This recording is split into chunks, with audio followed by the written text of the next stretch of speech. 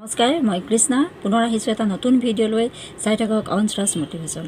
অঞ্চৰাজ মটিভেশ্যনত মই আপোনালোকক কেইটামান টপিক শিশুৰ ওপৰত দি আছিলোঁ। আজিও এটা টপিক মই শিশুৰ ওপৰতে ক'ব বিচাৰিছোঁ। শিশুসকলৰ বিষয়ে কেইটামান কথা, অতি দৰকাৰী জানিবলগীয়া কথা। চাই থাকক অঞ্চৰাজ মটিভেশ্যন। সকলোক শান্ত কৰি কেনেধৰণে ৰাখিব? আমি প্ৰায়ে দেখা পোৱা যায় শিশুসকলক কোনোবাই যদি লগ পায় তেনেহ'লে শিশুটোক ইটোৱে কিবা এটা সিজনে কিবা এটা এনেধৰণে ইটো সিটো বহুতো কথা কৈ সিহঁতক জোকাই থাকে। আৰু তাৰ পাছত যদি সিহঁতক আপুনি মাতে তেনেহ'লে সিহঁতি খং কৰে। ইয়াৰ কাৰণ আপুনি নিজেই হয়তো বুজিব পাৰিছে। কাৰণ এটা শিশু হ'ল মানুহ, হ'ব পাৰে সি সৰু, তথাপিও কিন্তু সি সকলো কথা বুজি পায়। আপোনালোকেও তাক বুজিবলৈ চেষ্টা কৰিব লাগিব, তেতিয়া সি শান্ত হৈ থাকিব। আপোনালোকে যদি এটা অকণমানি ল'ৰা ছোৱালী পায়, তাক যদি সি বেয়া পোৱা কামটো বাৰে বাৰে কৰি থাকে তেনেহ'লে তাৰ খং উঠাটো স্বাভাৱিক কথা। আৰু তাৰ যদি খং উঠি আপোনালোকক যদি মিছবিহেভ কৰে তেতিয়াহ'লে তাক বেয়া বুলি নক'ব, কাৰণ ভুলটো আপোনাৰে। আপুনি যদি ডাঙৰজন হৈ তাৰ মানসিক অৱস্থাটো যদি বুজি নাপায় তেনেহ'লে আপোনাৰ অন্তৰত তাৰ প্ৰতি থকা মৰমৰ কোনো অৰ্থ নাই। তেনেকুৱা মৰম আপুনি কৰাতকৈ নকৰাই ভাল, কিয়নো শিশুটিক যদি শান্ত কৰি ৰাখিব বিচাৰিছে তেনেহ'লে তাৰ খং নুঠাব। আৰু খং যদি তাক জোকাই যদি খঙাল কৰি পেলাই তাৰ পাছত যদি সি বেয়া কথা কয় বা বেয়া কাম কৰি মানে হাত দাঙি যায়, কাৰোবালৈ ভৰি দাঙি যায়, এনেকুৱা নিচিনা যদি মিছবিহেভ কৰে তেতিয়াহ'লে তাক বেয়া বুলি কোৱা কোনো অৰ্থ নাই। কিয়নো এটা আমাৰ অসমীয়াত কথা আছে যে জোকাই থাকিলে ভতুৱা কুকুৰেও কামোৰ মাৰে। গতিকে আপোনালোকে এই কথাষাৰ মন দিব, কাৰণ শিশু হ'লেও সিহঁতি বহুতো কথা বুজি পায়। হয়তো কিছুমান শিশুৱে আপোনালোকতকৈ বেছি কথাই বুজি পায়। গতিকে তাৰ মানসিক অৱস্থাটো আপোনালোকে বুজিবলৈ চেষ্টা কৰিব লাগিব। আৰু শিশুসকলে কি বেয়া পায়, কি ভাল পায়, কেনেধৰণে কথা ক'লে ভাল পায়, সেইধৰণে আপোনালোকে তাক কথা ক'ব লাগিব। তাক তাৰ মনটোৱে কি বিচাৰিছে বা সি সেই সময়ত কি ক'ব বিচাৰিছে সেই কথাখিনি আপুনি বুজিব। সি নিশ্চয় শান্ত হৈ থাকিব আৰু কেতিয়াও সি মিছবিহেভ আপোনালোকৰ লগত নকৰে। আপোনালোকে এই কথাষাৰ জানিবলৈ হয়তো কেতিয়াও আপোনালোকে ভবাও নাই, মনলৈ হয়তো অহাও নাই, কিন্তু মই ভাবোঁ এই কথাষাৰ অতি দৰকাৰী। মোৰ প্ৰেক্টিকেল এক্সপিৰিয়েঞ্চৰ পৰা মই ক'ব খুজিছোঁ যে এটা শিশুক কেতিয়াও মানসিকভাৱে টৰ্চাৰ কৰিব নাপায়, কিয়নো সিহঁতি সকলো কথা বুজি পায়। আৰু মন দুখ হ'লে তাহাঁতৰ মন বেয়া হ'লে সিহঁতি গোটেই সময়খিনি তাহাঁতৰ খং উঠি থাকে বা সিহঁতি কান্দি থাকিব। তাহাঁতৰ কান্দি থাকে মানে খং উঠি থাকে মানে সিহঁতৰ স্বাস্থ্যও বহু পৰিমাণে ক্ষতি হৈ যায়।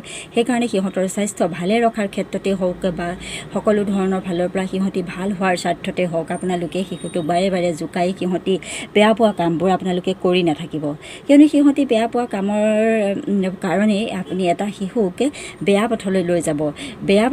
বেয়া হৈ যোৱাটো কিন্তু আপুনিয়েই তাৰ কাৰণে দায়ী হ'ব, কিয়নো আপুনি জ্যেষ্ঠজন হৈ যদি তাৰ মানসিক অৱস্থাটো বা তাৰ কথা কোৱা ধৰণ বা তাৰ কথা একো বুজি নাপায় তেনেহ'লে সি বেয়া হোৱাটো স্বাভাৱিক। সি যদি কয় এটা, আপুনি যদি কয় বেলেগ এটা, সেইটো আপুনি যদি শুদ্ধ কৰি দিয়ে তেতিয়াহ'লে ভাল কথা। সি বেয়া কথা এটা ক'লে আপুনি শুদ্ধ কৰি দিব, বা বেয়া কাম এটা কৰিলে আপুনি কেনেধৰণে নাপায়, কিয় নাপায়, সেইটো কথা শুদ্ধ কৰি দিয়াটো আপুনি ভাল কথা।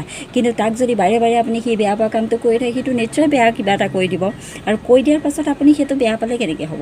এইবিলাক কথা আপোনালোকে ডাঙৰসকলে বহুত পৰিমাণে জনা প্ৰয়োজন, আৰু গাৰ্জেনবিলাকে এই কথাটো চকু দিয়া বা চকু ৰখাৰ প্ৰয়োজন আছে। আপোনাৰ ওচৰ চুবুৰীয়া কোনোবাই যদি বাৰে বাৰে ল'ৰাটোক যদি অশান্তি কৰি আছে, মৰমৰ নামত সেইখিনি অশান্তি ভাল নহয়। মৰম কৰক, আপুনি কোচত লওক, তাক মৰম কৰক, সি ভাল পোৱা কিবা এটা কৰক, সেইটো ভাল বেলেগ কথা। কিন্তু সি বেয়া পোৱা বাৰে বাৰে কামটো যদি কৰি থাকে তেনেহ'লে সেইটো আপুনি তাক মানসিক টৰ্চাৰ কৰা বুলি কয়।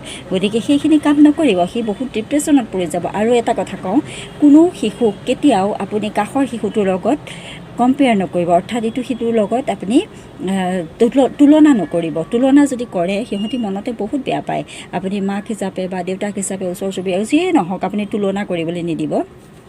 এইটো বহুত বেয়া কথা, কাৰণ প্ৰতিটো শিশুৱে এটা ইউনিক হয়, তাহাঁতি নিজৰ নিজস্বতালৈ জন্ম হয়। গতিকে আপুনি আপোনাৰ শিশুটোক যদি ভাল কৰিব বিচাৰিছে তেনেহ'লে আনৰ লগত তুলনা কেতিয়াও নকৰিব।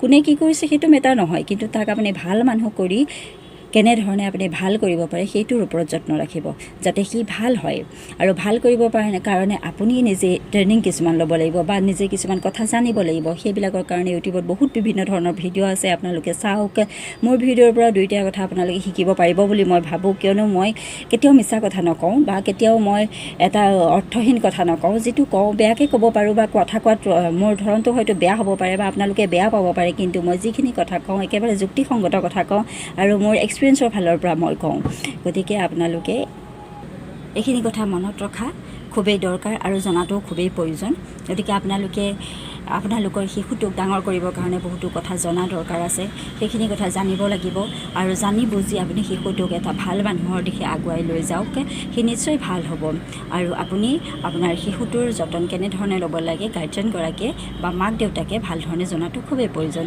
সেই কথাটো আপুনি জানি বুজি লোৱাটো খুবেই ভাল মই কোৱা কথাখিনিয়ে যদি আপোনালোকক উপকৃত কৰিব বুলি ভাবিছে তেনেহ'লে আপোনাৰ ওচৰ চুবুৰীয়া বা আপোনাৰ বন্ধুবৰ্গকো শ্বেয়াৰ কৰক আৰু তেওঁলোককো এই কথাখিনি জানিবলৈ দিয়ক শিশুটোৰ লগত কেনেধৰণে আপুনি আচৰণ কৰিব শিশুক যদি শান্ত কৰি ৰাখিবলৈ হয় তেনেহ'লে শিশু সদায় মানসিক অৱস্থাটো বুজি সিহঁতি কেনেধৰণে কথা ক'লে ভাল পায় সেই কথাটো আপোনালোকে জানিব লাগিব আৰু সেই শিশুটিক আপুনি যদি ভাল মানুহ কৰিব বিচাৰিছে তাক ভাল বেয়া কোনটো কেনেধৰণৰ কাম কৰিলে ভাল কেনেধৰণৰ কাম কৰিলে বেয়া সেইখিনি কথাটো আপুনি চিনাকি কৰি দিয়া আপোনাৰ দায়িত্ব আৰু আপোনাৰ শিশুটোক কেতিয়াও বেলেগৰ লগত তুলনা নকৰিব আপোনাৰ শিশুটো নিজেই এটা নিজস্বতালৈ জন্ম হৈছে গতিকে তাক তাৰ ধৰণে ডাঙৰ কৰি আপুনি ভাল বেয়া বুজাই তাক ভাল মানুহ কৰি তোলক আৰু আপোনাৰ শিশুটিক কেতিয়াও ডাইৰেক্টে নকৰিবি না এনেকুৱা কথা নক'ব তাক বুজাই দিব আৰু তাক ইনডাইৰেক্টলি বুজাবলৈ চেষ্টা কৰিব কিয়নো আপোনাৰ শিশুৱেই হওক বা বেলেগৰ শিশুৱেই হওক